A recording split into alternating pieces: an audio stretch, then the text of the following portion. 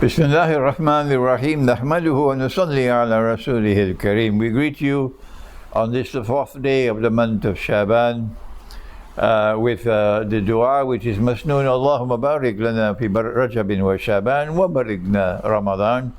And we greet you from my sitting room here in the Caribbean island of Trinidad with Assalamu alaikum wa rahmatullahi wa barakatuh. And this is the second in a series of videos entitled Parting from Falsehood. And this is Parting from Falsehood number 2. And here is what we have to denounce as false. There are those we've attempted, gently so, intelligently so, patiently so, to teach you what is in the Quran.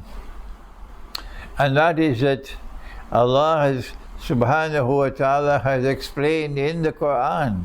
It is Kitabun Mubin. It is a book which is plain and clear. He has taught you what happened at the time of the crucifixion.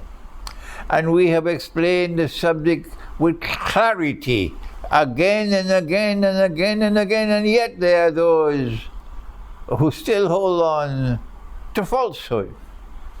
It is false that they claim. They say, no. When Allah says, وَلَكِنْ شُبِّهَ لَهُمْ, Allah did not mean, they say that Allah made it appear like that. No. They say what it means, this verse of the Quran, these words of the Quran means this bogus nonsense that Allah caused someone to assume the appearance of Jesus. And that innocent man, innocent, are you listening? Innocent because he never claimed to be the Messiah, and it's too late for you to manufacture that now. And that innocent man was crucified, and you say Allah caused that. I'm sorry for you. You are going to make a pathetic spectacle on Judgment Day when you stand before Allah with that falsehood and that nonsense, the theory of substitution. Because we are struggling to create a new generation of scholars of Islam, those who will be the last shower of scholarly rain of this ummah. My ummah is like the rain. It is not known which shower is better, the first or the last. And we are struggling. We're planting the seeds, hoping and praying that they will germinate, and that new generation of scholars will emerge tomorrow which will dazzle the world. I'm putting this into your hearts, that you will have in your hearts this desire. I want to be part of that last shower of rain. But you're going to have to make the effort if you want to. You have to pursue knowledge with proper methodology. And they will not accept proper methodology.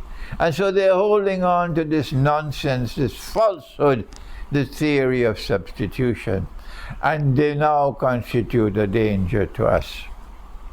If we are to produce that new generation of scholars, we must part from people who hold on to this falsehood, this fake Islam, that Allah, wa na'udhu billah min hadha, caused someone to assume the appearance of the Messiah.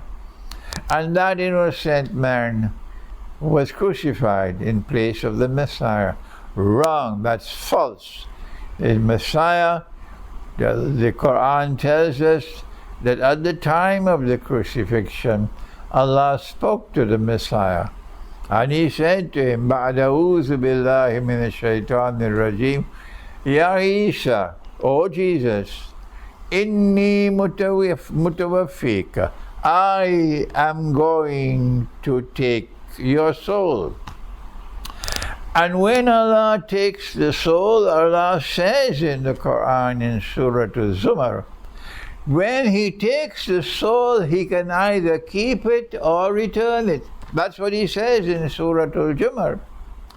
But because they did not kill him, because they did not crucify him, because Allah wanted it to appear like that, when Allah took the soul and they were convinced that he was dead, then Allah returned the soul. That's what Allah says in the Quran. فَيُمْسِكُ الَّتِي قَضَى عَلَيْهَا الْمَوْتِ. When he takes the soul, then for those for whom death is written, he keeps the soul. وَيُرْسِلُ الْأُخْرَى إِلَى أَجَلٍ مُسَمًّى. But the rest, he sends the soul back for a determined period of time. And so this is what happened in the case of Nabi Isa alayhi salam in Jesus. Allah took his soul. That does not mean that he died. Stop your rubbish. Stop your nonsense. Allah took the soul does not mean that he died. No. Only those who have the intellectual acumen of a jackass will stay with that nonsense. Allah took his soul, meaning when Allah takes the soul, Allah can either keep the soul or he can return it. If he keeps the soul, then you die. But if he returns it, you don't die. So Allah took his soul and Allah returned. When did Allah take his soul? Naturally, when he was on the cross. But if you insist, obstinately so, despite everything we teach you, no, it was not Jesus who was on the cross. Jesus was never on the cross. We say to you today, we're parting from you because you are a danger to us. We are struggling to build a new generation of scholars of Islam who will dazzle the world tomorrow, and we have to protect them from this nonsense of the theory of substitution. That he was never put on the cross. Someone else was put on the cross, and that innocent man was crucified. So we say to you, we're parting from you. Thank you. Wassalamu alaikum wa rahmatullahi wa barakatuh.